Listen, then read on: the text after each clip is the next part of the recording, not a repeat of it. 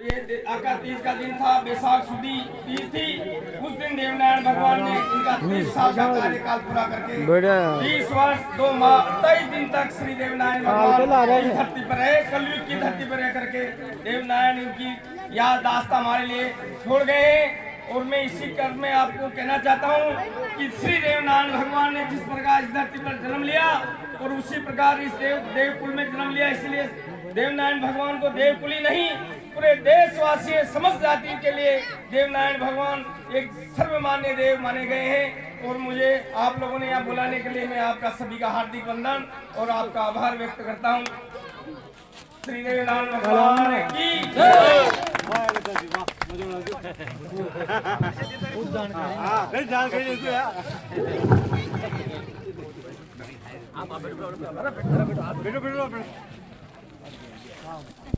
भक्तों के सादर संस्कार में दो शब्द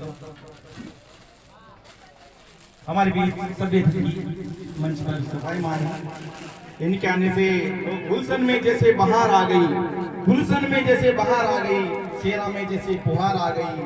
आपके आने से खिल उठा ये मंच, आपके आने से खिल उठा ये मंच, जैसे मायूस चेहरों पर मुस्कान आ गई। आपके आने से समस्त ग्रामवासियों को कितनी खुशी है इनके चेहरे देख कर लगता है। कार्यक्रम को आगे बढ़ाते हुए हमारे बीच श्रीमान उप जिला प्रमुख महोदय से निवेदन करूंगा कभी आशीर्वाद स्वरूप दो शब्द कहकर।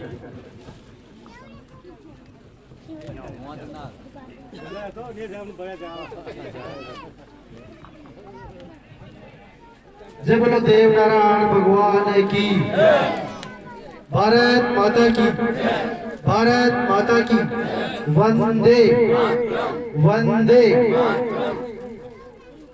आज श्री देवनारायण जयंती के इस पावन पर्व पर उपस्थित आदरणीय देवाजी, राम गोपाल जी, गोविंद जी, प्रकाश जी, राम गोपाल जी, हेमलता जी, बाबूलाल जी और यहाँ के सभी उपस्थित मेरे माता तुल्य पिता, माता, बुजुर्गों और मेरे युवा साथियों और प्यारे बच्चों, सबसे पहले तो मैं आप लोगों को देवनारायण जयंती की हार्दिक शुभकामनाएं देता हूँ, बधाई देता हूँ और भगवान देवनारायण से प्रार्थना करता हूँ कि ये गुर्जर समाज को और इस देश में रहने वाले सर्व समाज को उन्नति दे, तरक्की दे, आशीर्वाद दे, ताकि ये देश आगे फले फूले बढ़े।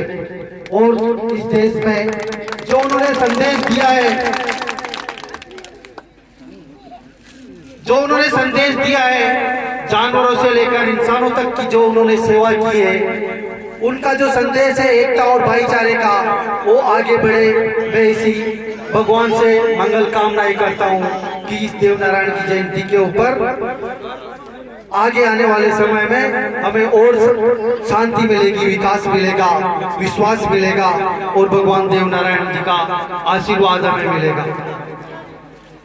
देवनारायण भगवान की कृपा से आप लोग और हम सब लोग, ये जो प्रोग्राम है, ये जो कार्यक्रम होते हैं जयंतियों के, मेरा ऐसा मानना है कि और मेरा ऐसा आप लोगों से कहना भी है कि चाहे हम किसी भी देवताओं के, किसी भी भगवान के या कोई भी प्रोग्राम करें, तो जहां तक मुझे अनुभव हुआ है, हम सब लोगों को, जैसा मुझे यहाँ लग रहा है, पूरा गांव एक साथ बैठा हुआ है, तो हम प्रोग्राम कार्यक्रम इसीलिए करते हैं कि वो एकजुटता प्रदान करे।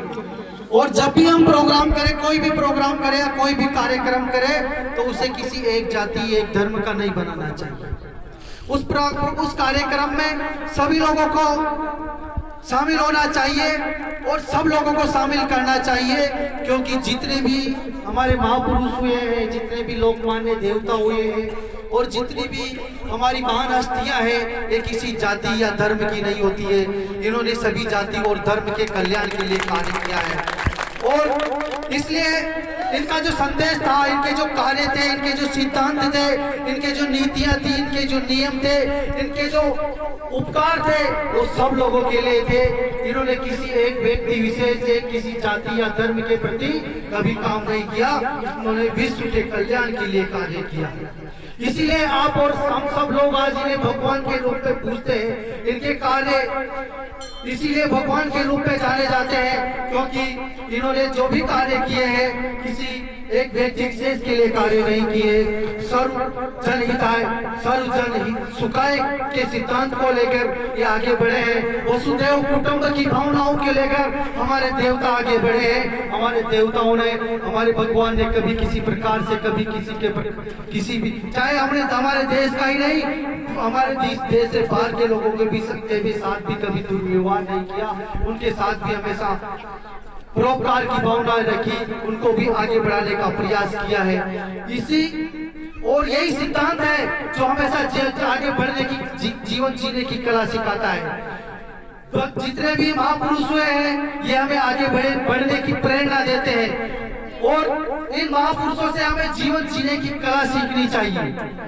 आज के दिन में आप लोगों से कहना चाहता हूं कि हम देवनारायण जयंती मना रहे हैं, परंतु आज के दिन हम लोगों को संकल्प लेना चाहिए, हमारे जीवन के अंदर किसी प्रकार का अंधकार है, किसी प्रकार की बुराई है, किसी प्रकार की गलत चीज हमारे अंदर है, तो हमें इस देवनारायण जयंती के उपलक्ष्य में उन गलत चीजों को छोड़कर अच्छी चीजों का अनुसरण करना चाहिए। तभी जाकर हमारा इस प्रकार की जयंतियों का, इस प्रकार के समारोह मनाने का उद्देश्य सफल होगा, क्योंकि हमें आगे बढ़ना है, अच्छा बनना है। और आपने देखा होगा, हमने देखा होगा, अच्छे लोगों को ही आगे बढ़ाया जाता है, अच्छे लोगों के गुणों का ही बखान किया जाता है। इसलिए आज के दिन में एक बात और कहना चाहता हूं, जिस प्रकार से गुर्जर समाज अपनी एकजुटता से, अपनी समझ से, अपनी सोच से आज जिस प्रकार से विकास के नए आयाम स्थापित कर रहा है, ये सब जातियों को सीखने की जरूरत है। सब लोगों को इनसे सीखना चाहिए। आज गुर्जर समाज, हो सकता है कि शिक्षा के क्षेत्र में अभी हम लोग कमजोर हैं, और मैं आप लोगों से आज के दिन एक बात और कहना चाहता हूं कि अपने बच्चों को और शिक्षा दिलाओ। और ये बात आदरणीय कर्नल साहब भी बार बार कहते हैं कि मैं इस समाज में IAS IPS देखना चाहता हूं। दूध बेचने के साथ साथ मुझे इस समाज के ऐसे लोग भी चाहिए जो IPS IAS बनकर समाज की धारा में जुड़े और इस देश के विकास में अपनी सहभागिता निभाए। तो आज के समाज में हमें परिवर्तन भी करना है।